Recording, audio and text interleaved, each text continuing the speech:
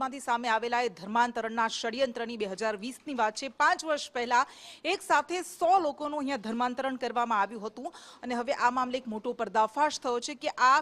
રાષ્ટ્રીય કક્ષાનું આખું ધર્માંતરણનું રેકેટ ચાલતું હતું। વિશ્વ હિન્દુ પરિષદ તરફથી માંગ કરવામાં આવી રહી છે કે જે પણ લોકો જવાબદાર છે એમને જલ્દી પકડવામાં આવે, તેમની સામે કડકમાં કડક કાર્યવાહી થાય। ધર્માંતરણ જે ભરૂચ જિલ્લામાં આમોદ પ્રખંડમાં કાંકરિયા ગામ કરી આવેલું છે, જ્યાં 2020માં બહુ મોટું આખું ગામ ધર્મ પરિવર્તન કરવા માટેની આખું ષડયંત્ર રચાયું હતું, જેનું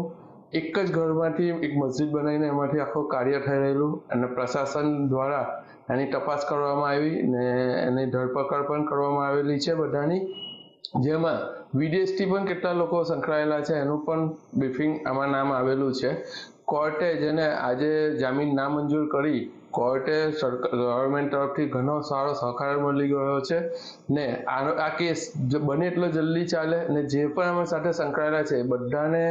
સજા જલ્દથી જલ્દ મળી શકે એવી વિશ્વ હિન્દુ પરિષદ દ્વારા માંગ કરવામાં આવી રહેલી છે।